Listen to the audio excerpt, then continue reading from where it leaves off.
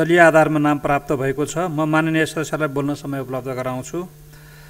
माननीय नारायण काजी श्रेष्ठ, समय 30 मिनट। यसपछि माननीय अनिता देवकोटा।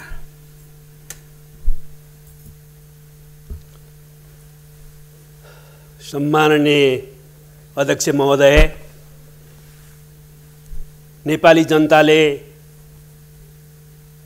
नेपालको, आफ्नो देशको, आफ्नो मातृभूमिको सम्पूर्ण भूभाग समेटिएको नक्सा प्राप्त गरेका छन् र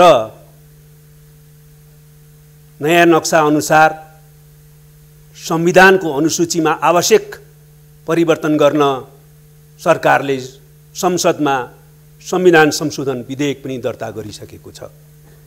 नेपालको सार्वभौमिकता र भौगोलिक अखण्डताको रक्षाको दिशामा, आफ्नो भूभाग प्राप्तिको दिशामा चालिएको यो ऐतिहासिक पहल कदमी हो र यो ऐतिहासिक कोसेढुङ्गा बन्न पुगेको छ।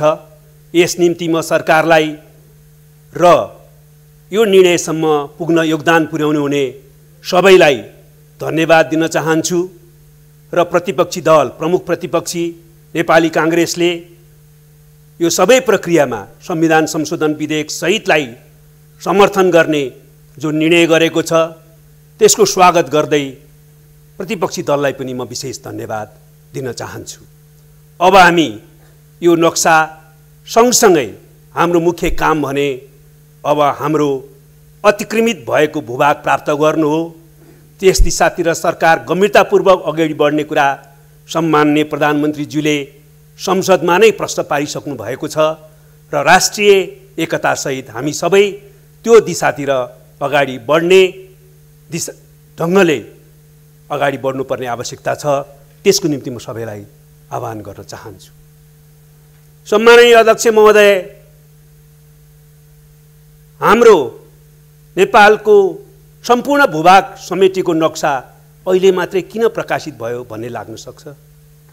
हाम्रो त्यो भूभाग अतिक्रमण हुँदा तत्कालै हामीले प्रतिवाद किन गरेनौँ भन्ने पनि हामीलाई लाग्न सक्छ। त्यो स्वाभाविक हो। तर म सबैलाई तीनटा कुरामा ध्यान दिन अनुरोध गर्न चाहन्छु। एउटा, नेपालको कुनै पनि शासक र सरकारले सुगौली सन्धि पछाडि कुनै अर्को सन्धि वा सम्झौता गरेर नेपालको कुनै भूभाग कसैलाई दिएको छैन। यो कुरा स्पष्ट हुन म अनुरोध गर्न चाहन्छु। दोस्रो, अहिले यो लिम्पियाद्वारा, कालापानी र लिपलुक सहितको हाम्रो पश्चिमी भूभाग भारतद्वारा अतिक्रमण भएको हो।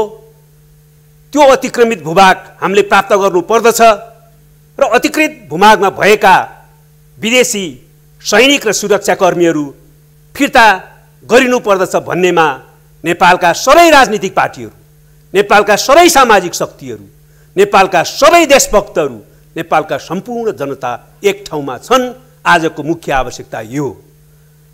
त्यसैले तेस्रो कुरो जहाँसम्म छ, हाम्रा कमी कमजोरी कहाँनिर भयो होला र नक्सा चाहिँ अहिले प्रकाशित हुन पुग्यो, हामीले त्यो भूभागहरू अहिलेसम्म किन प्राप्त गर्ने ठोस पहल कदमी अगाडि बढाउन सकेनौँ होला भन्ने पीडाको अनुभूति हुनसक्छ। तर म सबै राजनीतिक पार्टीहरूलाई, सबै इतिहासविदहरूलाई, नागरिक समाजलाई र सबै बौद्धिक व्यक्तित्वहरूलाई र सबैलाई विशेष अनुरोध गर्न चाहन्छु। इतिहासको अध्ययन हामी पछाडि गर्दै गरौँला, कमजोरीको समीक्षा हामी पछाडि गर्दै गरौँला। आज भने हामी आरोप प्रत्यारोपमा लाग्ने बेला होइन। हामी सम्पूर्ण नेपालीहरू एकजितको भएर यो ऐतिहासिक पहल कदमीलाई भूमि प्राप्त गर्ने बिन्दुसम्म अगाडि बढाउन जरुरी छ। त्यसको निम्ति पनि म सबैलाई विशेष अनुरोध गर्न चाहन्छु। सम्माननीय अध्यक्षज्यू, हामी हाम्रो छिमेकी मित्र राष्ट्र भारत सहित सबैसँग कूटनीतिक वार्ता मार्फत नै हाम्रा समस्याहरू समाधान गर्न चाहन्छौँ। हाम्रो भूभाग एउटा छिमेकी मित्र राष्ट्रले किन अतिक्रमण गरे होला र त्यो अतिक्रमित भूभाग हामीले प्राप्त गर्नुपर्छ र हामीलाई फिर्ता गरिनुपर्छ भनेर हामीले भन्दा उल्टो हामीमाथि किन आरोप लगाइयो होला भन्ने सन्दर्भमा हामीमा कतिपय बेला आक्रोश र आवेग उत्पन्न हुन पनि सक्छ। तर म सबैलाई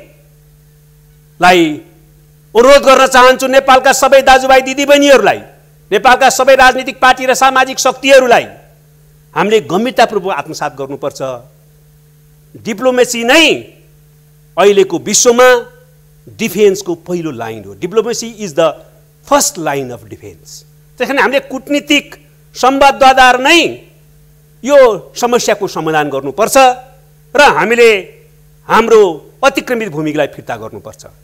त्यसैले हामी कोही पनि आवेगमा नआउँ, आक्रोशमा नआउँ, उत्तेजनामा नआउँ, कसैलाई उत्तेजित पार्ने काम पनि नगरौँ र कूटनीतिक संवादमा केन्द्रित भएर यो समस्याको समाधान पनि गर्ने दिशातिर अगाडि बढौँ भनेर म अपिल गर्न चाहन्छु। र हाम्रो छिमेकी मित्र राष्ट्र भारतलाई पनि छिटोभन्दा छिटो कूटनीतिक माध्यमबाट यो समस्याको समाधान गर्न तत्काल संवादमा आउन अपिल गर्न चाहन्छु, ताकि हामीले यसलाई सकारात्मक ढङ्गले ऐतिहासिक तथ्य र प्रमाणको आधारमा समाधान गर्न सकौँ र दुईटा देशको छिमेकी मैत्रीपूर्ण सम्बन्धलाई अझ सुदृढ गर्न सकौँ। तर हामीले यसरी हाम्रो सरकारले, राजनीतिक पार्टीहरू र सम्पूर्ण नेपाली जनता कूटनीतिक संवादको माध्यमबाट यो समस्यालाई सकारात्मक ढङ्गले समाधान गर्न चाहिरहेको बेलामा र त्यसको प्रस्ताव राखिरहेको बेलामा भारतका अहिलेकै पदमा बहाल भारतीय सेनापति, भारतीय विदेश मन्त्रालयका पूर्व सचिव जस्ता कैयौं व्यक्तित्वहरूले हामीमाथि आरोप लगाउनु अत्यन्तै खेदजनक छ। म स्मरण गराउन चाहन्छु, विश्वमा करिब करिब औँलामा गन्न सकिने देशहरू मात्रै साम्राज्यवादबाट मुक्त भएर उपनिवेश नबनिरहेको अवस्थामा त्यो देशमध्ये नेपाल पनि एउटा थियो। दक्षिणी एसियामा अरू सारा उपनिवेशको शिकार भएको अवस्थामा, उपनिवेश भएको अवस्थामा हामी स्वाधीन र स्वतन्त्र देशका रूपमा रह्यौँ र शीर्ष ठाडो गरेर अगाडि बढ्यौँ। त्यस्तो देशको जनताले आफ्नो भूमि प्राप्त गर्नका निम्ति आवाज उठाउने स्वाभाविक हुन्छ। त्यसको निम्ति उनीहरूलाई अरू कसैको उक्साहट आवश्यकता पर्दैन, कसैको आड चाहिँदैन। हामी त्यसका निम्ति सक्षम छौँ भनेर इतिहासले प्रमाणित गरिसकेको छ। त्यसैले म सबै ती मित्रहरूलाई त्यस प्रकारको गल्ती नगर्न र त्यसलाई सच्याउन अनुरोध गर्न चाहन्छु र हामीले यो कुरालाई गम्भीरतापूर्वक आत्मसात गर्नुपर्ने हुन्छ। आरोप, त्यही पनि तथ्यहीन आरोपले हाम्रो दुईटा देशको सम्बन्धलाई सुधार गर्ने कुरामा समस्या उत्पन्न गर्ने, अहिले देखा परेका समस्यालाई समाधान गर्नमा बाधा उत्पन्न गर्ने बाहेक केही पनि काम गर्दैन। त्यो दिशातिर पनि म विशेष ध्यानाकर्षण गर्न चाहन्छु। यदि सम्बन्धित व्यक्तिहरूले नसच्याएको अवस्थामा पनि भारतीय सरकारले यसलाई व्यवहारमा सच्याएर देखाउनु पर्ने आवश्यकताप्रति म ध्यानाकर्षण गर्न चाहन्छु।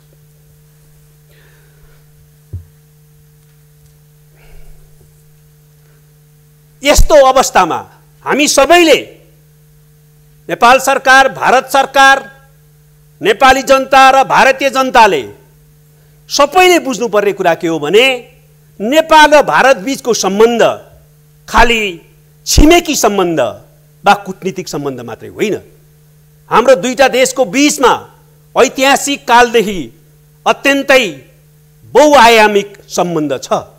सामाजिक सांस्कृतिक सम्बन्ध छ, जनस्तरको सम्बन्ध छ र यो सम्बन्धलाई हामीले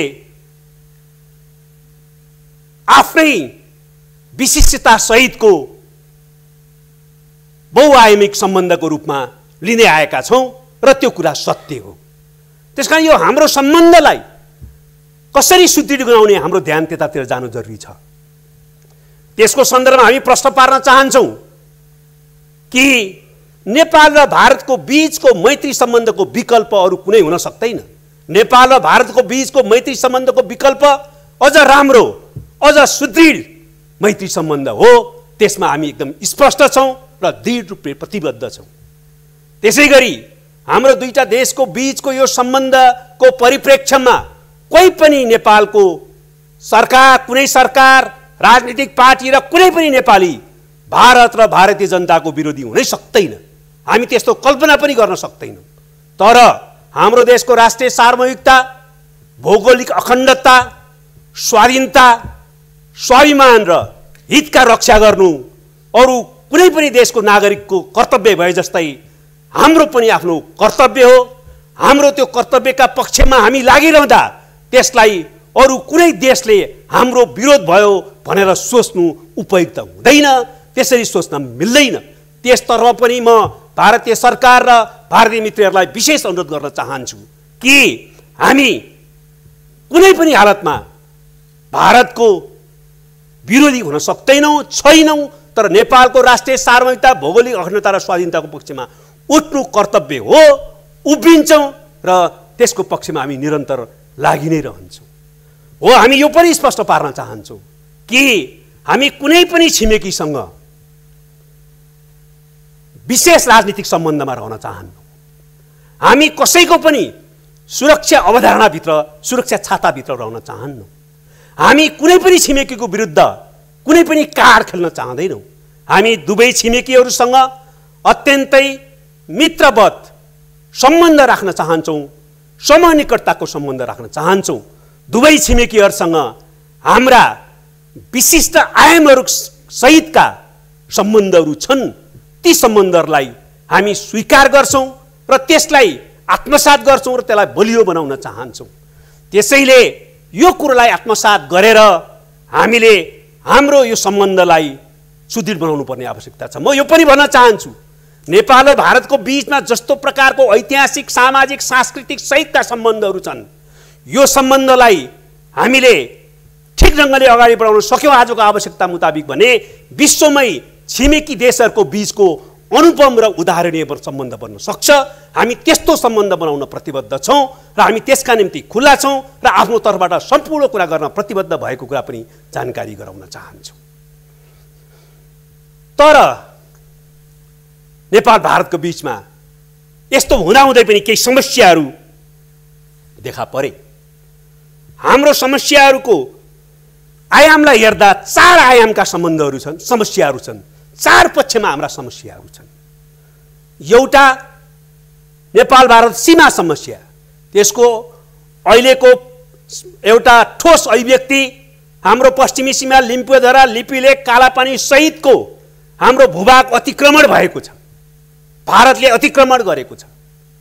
त्यस्तै सुस्तामा हाम्रो भूमि अतिक्रमित भएको छ, सुस्तावासीहरू बिचल्लीमा छन्। हाम्रो भूभाग त्यहाँ पनि एउटा भारतद्वारा कब्जा गरिएको छ। विभिन्न ठाउँहरूमा सीमा स्तम्भहरू उखलिएका छन्। सीमाका विभिन्न भागहरूमा हाम्रो भूभाग अतिक्रमणमा परेको छ। त्यसकारणले एउटा प्रमुख समस्या सीमा अतिक्रमणको समस्या हो। यो सीमा अतिक्रमण अन्त्य गरेर, बन्द गरेर नेपालको भूभाग, ऐतिहासिक तथ्य र प्रमाणहरूले पुष्टि गर्ने भूभाग हामीले प्राप्त गर्यौँ, हामीलाई फिर्ता गर्यौँ भने मुख्य समस्या समाधान हुनेवाला छ। दोस्रो समस्याको पक्ष हो हामीमाथि दुईटा बीचमा इतिहासको विरासतमा रहेका असमान सन्धि सम्झौता।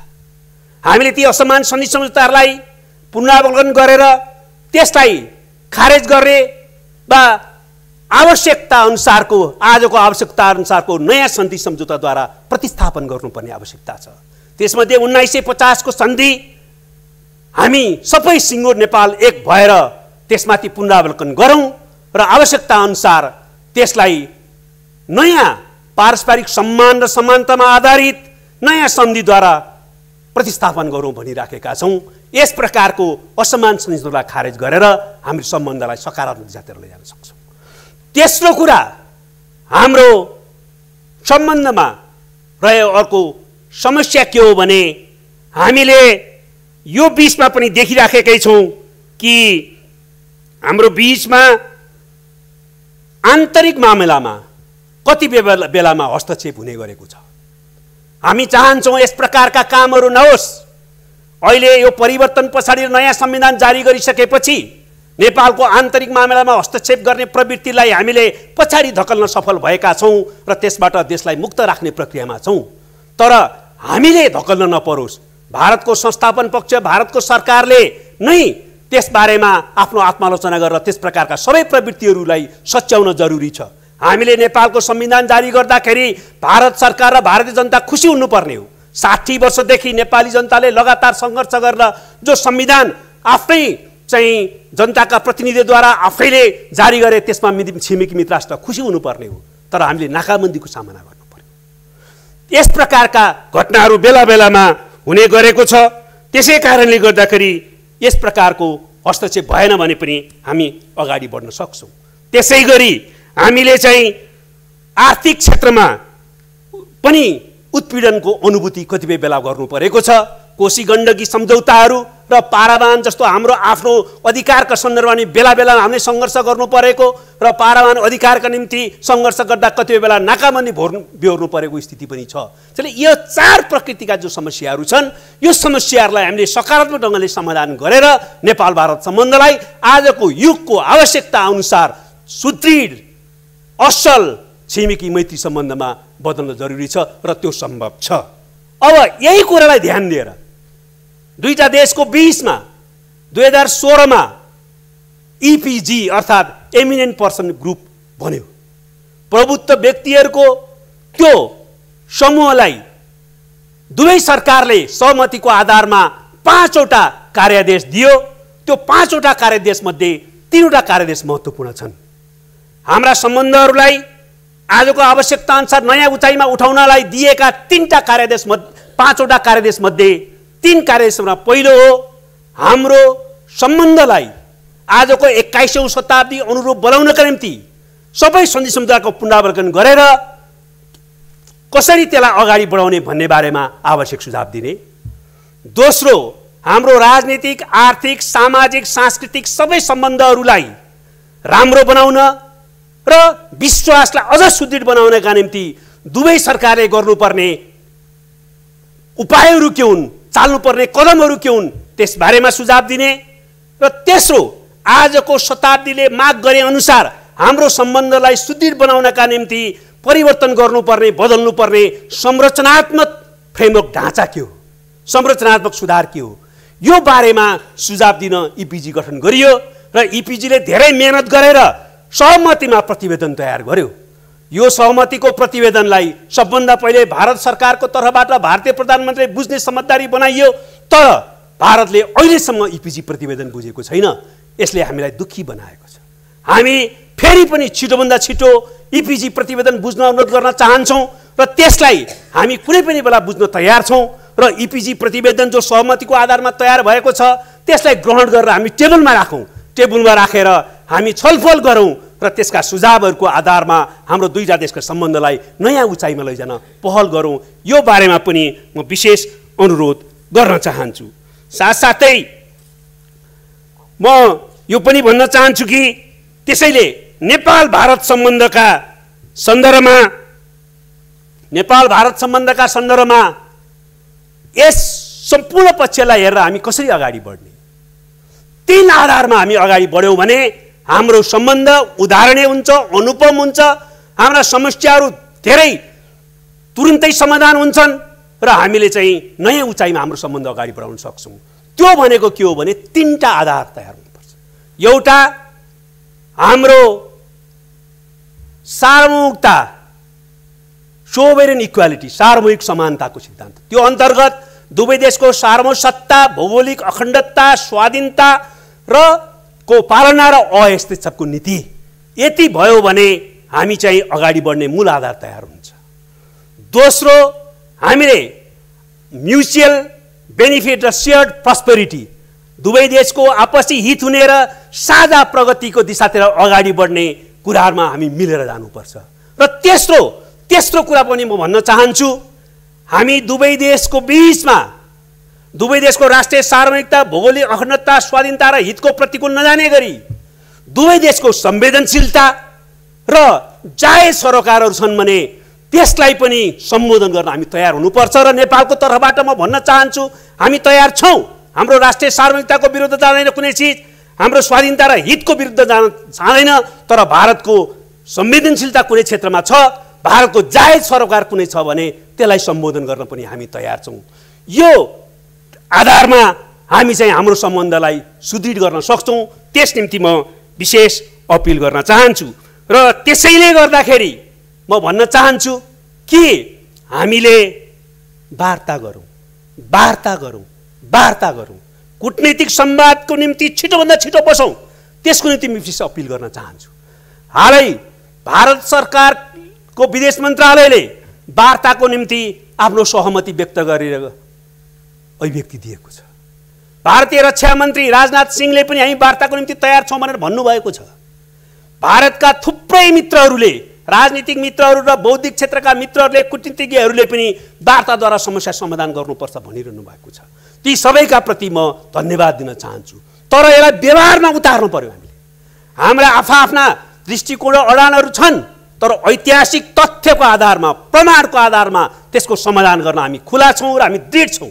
हामी त्यसैले गर्दाखेरि यो नीतिगत रूपमा मात्रै वार्ता स्वीकार गर्ने होइन, हामीले तत्काल छिटोभन्दा छिटो वार्तामा बस्न र यो समस्याको ऐतिहासिक तथ्य र प्रमाणका आधारमा समाधान गर्न र दुईटा देशको बीचको सम्बन्धलाई कुनै पनि चाहिँ अप्ठ्यारोबाट गुज्रन नदिकन अगाडि बढाउन, बलियो बनाउन अनुरोध गर्न चाहन्छु। यसै सन्दर्भमा म भारतीय प्रधानमन्त्री श्री नरेन्द्र मोदीको एउटा व्यक्तित्वको बारेमा पनि म ध्यानाकर्षण गराउन चाहन्छु। प्रधानमन्त्री मोदी जो भारतका प्रधानमन्त्री हुनुहुन्छ, उहाँको व्यक्तित्वको बारेमा सबैलाई थाहा छ। उहाँ आध्यात्मिक प्रकृतिको व्यक्तित्व हुनुहुन्छ। त्यो आध्यात्मिक प्रकृतिको व्यक्तित्वलाई यो पनि थाहा छ, सबै देशका लोकतान्त्रिक मूल्य मान्यता जस्तै नेपाल एउटा धर्मनिरपेक्ष राज्य हो, धार्मिक स्वतन्त्रतायुक्त राज्य हो। तर नेपालको बहुसङ्ख्यक नेपालीहरू र कुन धर्म, दर्शन र संस्कृति मान्दछन्। धार्मिक स्वतन्त्रतालाई सुनिश्चित गर्दै, धार्मिक सहिष्णुताको पालना गर्दै नेपाल एउटा हिन्दू धर्म संस्कृतिको पहिचान बोकेको, विशिष्ट पहिचान बोकेको समाज पनि हो। यो तपोभूमि हो। त्यस अर्थमा उहाँ जस्तो आध्यात्मिक व्यक्तित्वको लागि यो पवित्र भूमि पनि हो। त्यसैले म अनुरोध गर्न चाहन्छु प्रधानमन्त्री मोदीलाई, तपाईलाई सायद तपाईँ जस्तो आध्यात्मिक व्यक्तित्वलाई महाभारतको एउटा प्रसङ्गको सम्झना हुनुपर्छ, स्मरण हुनुपर्छ। महाभारतमा धृतराष्ट्रको महारानी गान्धारीले आफ्नो छोरा दुर्योधनले जब कुरुक्षेत्रको लडाइँमा जान विजयको निम्ति आशीर्वाद लिन आए, त्यो बेलामा आशीर्वाद दिन अस्वीकार गर्यो। तर आशीर्वाद दिन आफैमाथि विजय प्राप्त गर, असत्यको विरुद्ध, आफूभित्र रहेको महत्वाकांक्षाको विरुद्ध तिमीले विजय प्राप्त गर्नुपर्छ, त्यसको लागि आफैलाई जित भनेर आशीर्वाद दिइन्। आज भारतीय सत्ताको प्रवृत्तिको निरन्तरतामा एउटा प्रवृत्ति अवशेषको रूपमा त्यहाँ होला, तपाईँमा पनि त्यो होला। तर तपाईँले यो बेलामा पशुपतिनाथसँग, मुक्तिनाथसँग तपाईँको आध्यात्मिक प्रकृतिको व्यक्तित्वको आधारमा तपाईँले आराधना गर्नुहोस्, तपाईँले शक्ति लिनुहोस्, तपाईँले आशीर्वाद लिनुहोस् र यस्तो तपोभूमि, यस्तो पवित्र भूमिको 1 इन्च भूमि पनि हामीले लिनु हुँदैन। हिजोको जुन प्रवृत्ति रह्यो, अतिक्रमणकारी प्रवृत्ति, कब्जा गर्ने प्रवृत्ति, त्यो प्रवृत्तिलाई सच्याउँछौँ र सत्यको पक्षमा उभिन्छौँ र त्यस आधारमा नेपाल भारतको सम्बन्धलाई सुदृढ गराउँछौँ।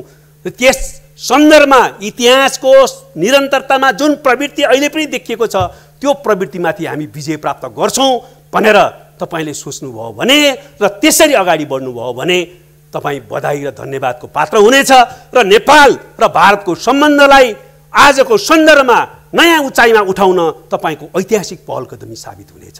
म त्यसको निम्ति पनि तपाईँ जस्तो आध्यात्मिक व्यक्तित्वलाई विनम्रतापूर्वक ध्यानाकर्षण गर्न चाहन्छु र त्यसैले म सबै साथीहरूलाई भन्न चाहन्छु, हामी इतिहासका सबै समस्या टेबलमा बसेर समाधान गर्न सक्छौँ। कसैले यताउता तानतुन गरेर यसलाई अप्ठ्यारोमा लैजान प्रयत्न नगरौँ। हामीले पनि इतिहासको तथ्य र प्रमाणको आधारमा वार्ता गरेर समाधान गरौँ भनेका छौँ। त्यसमा हामी दृढ छौँ। भारतका सबै मित्रहरूलाई पनि, सरकारसहित सबैलाई यस निम्ति अनुरोध गर्न चाहन्छु। सम्माननीय अध्यक्षज्यू, नेपाल भारतको सम्बन्धलाई आज देखा परेका वा आज सिर्जना गरिएका समस्याहरूलाई समाधान गरेर नयाँ सिराबाट अगाडि बढाउने यी सम्भावनालाई पक्रन अपिल गर्दै म अर्को एउटा कुरामा पनि ध्यानाकर्षण गराउन चाहन्छु। हाम्रो उत्तरी छिमेक चीन हो। चीनसँग पनि हाम्रो असल छिमेकी मैत्रीपूर्ण सम्बन्ध छ। यसको पनि विशिष्टता सहितका आयामहरू छन्। चीनले नेपालको सार्वभौमिकता, भौगोलिक अखण्डता, स्वाधीनताको सम्मान गर्ने गरेको कारणले र नेपालको आन्तरिक मामिलामा हस्तक्षेप गर्ने प्रवृत्ति नदेखाएको कारणले चीनलाई हामीले सम्मान गर्छौँ र चीनसँगको यो सम्बन्धलाई हामी अझ सुदृढ गर्न चाहन्छौँ। र चीन त्यस्तो मित्र हो जससँग हाम्रो उल्लेखनीय कुनै पनि प्रकारको समस्या छैनन्। असल छिमेकी मैत्रीपूर्ण सम्बन्ध छ, त्यसलाई हामी बलै बनाउन चाहन्छौँ। तर यस सन्दर्भमा चीनलाई पनि हामी अनुरोध गर्न चाहन्छौँ, नेपालको सार्वभौमिकता र भौगोलिक अखण्डतामा जान अनजान आँच पुग्ने वा नेपालको सार्वभौमिकता र भौगोलिक अखण्डताको अतिक्रमणमा बल पुग्ने कुनै पनि काम चीनको तर्फबाट पनि हुनु हुँदैन। म ध्यानाकर्षण गराउन चाहन्छु, सन् 2015मा भारतीय प्रधानमन्त्रीको चीन भ्रमणको बेलामा जुन प्रकारको सम्झौता भारत र चीनको बीचमा भयो, त्यो सम्झौतालाई गम्भीरतापूर्वक आत्मसमीक्षा गर्न अनुरोध गर्न चाहन्छु। नेपालको लिपुलेख भएर व्यापारिक र सांस्कृतिक आदान प्रदान गर्ने भनेर जुन सम्झौता भयो, त्यो सम्झौताले नेपालको सार्वभौमिकता र भौगोलिक अखण्डताको सम्मान गर्दैन, बरु त्यसमा अतिक्रमण गर्ने प्रवृत्तिलाई नै बल पुर्याउँछ। हामीले यो कुरा त प्रष्टै बुझ्नुपर्छ कि त्यो समस्याको रूपमा भए पनि भारतले समेत औपचारिक रूपमा यो विवादित भूमि हो भनेर स्वीकार गरेको भूमि हो। त्यो भूमिमा कुनै चाहिँ सांस्कृतिक वा व्यापारिक मार्ग नै बनाउनु पर्ने हो र त्यो भूमि भएर, त्यो बाटो भएर, त्यो नाका भएर त्यस प्रकारको गतिविधि गर्ने हो भने पनि नेपालको समझदारी बिना, नेपालको सहभागिता बिना, त्रिपक्षीय समझदारी बिना त्यो हुनै सक्दैन थियो। त्यसैले म मित्रराष्ट्र चीनलाई पनि त्यो सम्झौताको बारेमा आत्मसमीक्षा गर्न, त्यसबारे आफ्नो स्थिति स्पष्ट पार्न र सच्याउनको लागि विशेष अपिल गर्न चाहन्छु। हामी कुनै पनि कोणबाट यस्तो उदाहरणीय सम्बन्धलाई कुनै पनि कोणबाट कमजोर नहोस् भन्ने चाहन्छौँ, तर यस बारेमा आफ्नो स्थिति स्पष्ट पारेर सच्याउन पनि विशेष अपिल गर्न चाहन्छौँ र सच्चिनेछ भन्ने विश्वास पनि गर्न चाहन्छौँ। त्यसैले यसो भयो भने हामी हाम्रो परराष्ट्र सम्बन्ध जो स्वतन्त्र परराष्ट्र नीतिमा आधारित छ, त्यसको आधारमा हाम्रो छिमेकीहरूलाई प्राथमिकता दिने सम्बन्धलाई हामी जो नीति छ त्यसलाई हामी अझ राम्रोसँग व्यवहारमा उतार्न सफल हुनेछौँ भने अन्तर्राष्ट्रिय क्षेत्रमा सबै देशहरूसँग पनि मैत्रीपूर्ण सम्बन्ध राख्न र सबै बहुपक्षीय निकायहरूमा वा क्षेत्रीय निकायहरूमा पनि असाध्यै राम्रो भूमिका खेल्न सक्नेछौँ। तपाईहरू सबैलाई पनि यस निम्ति म विशेष अपिल पनि गर्न चाहन्छु। त्यसैले गर्दाखेरि म अहिले अरू धेरै कुरा नभनिकन यो सन्दर्भमा फेरि एकपटक सबैलाई विशेष अनुरोध गर्न चाहन्छु र नेपाल भारत सम्बन्धका बारेमा मूलतः यति कुरा राख्दै म यसलाई यही अन्त गर्न चाहन्छु र एउटा विषयमा, अर्को विषयमा म सम्माननीय अध्यक्षज्यू मार्फत सङ्घीय संसद, हाम्रो राष्ट्रिय सभा, सबै मान्य सदस्यहरूको ध्यानाकर्षण गराउन चाहन्छु। हामी सबैलाई थाहा छ, अर्थमन्त्रीले प्रस्तुत गर्नुभएको बजेटमा अहिलेको आर्थिक सङ्कटको स्थितिलाई हेरेर सरकारी कर्मचारीहरूले पाउने भत्ता कटौती गरिएको छ। खाजा भत्ता, बैठक भत्तादेखि अरू थुप्रै प्रकृतिका प्रोत्साहन भत्ता लगायतका भत्ताहरू कटौती गरिएको छ। अर्थमन्त्रीको अधिकार क्षेत्रको सीमालाई ध्यान दिएर उहाँले संसदको माननीयहरूको अधिकार क्षेत्र, यो संसदको अधिकार क्षेत्रलाई उल्लङ्घन गर्न नमिले भन्नाले त्यसबारेमा केही भन्न सक्नु भएको छैन। तर आजको आवश्यकतालाई ध्यान दिएर म सङ्घीय संसदका सबै पदाधिकारी र मान्य संसदहरूलाई विनम्रतापूर्वक अनुरोध गर्न चाहन्छु, हामीले आजको आवश्यकताको कोणबाट पनि कर्मचारीहरूले भत्ता नलिने, तर हामीले लिनु नैतिकताको कोणबाट पनि शोचनीय विषय भएकोले भत्ता नलिने निर्णय गरौँ। यस निम्ति पनि विशेष अपिल गर्दै बिदा हुन्छु। धन्यवाद।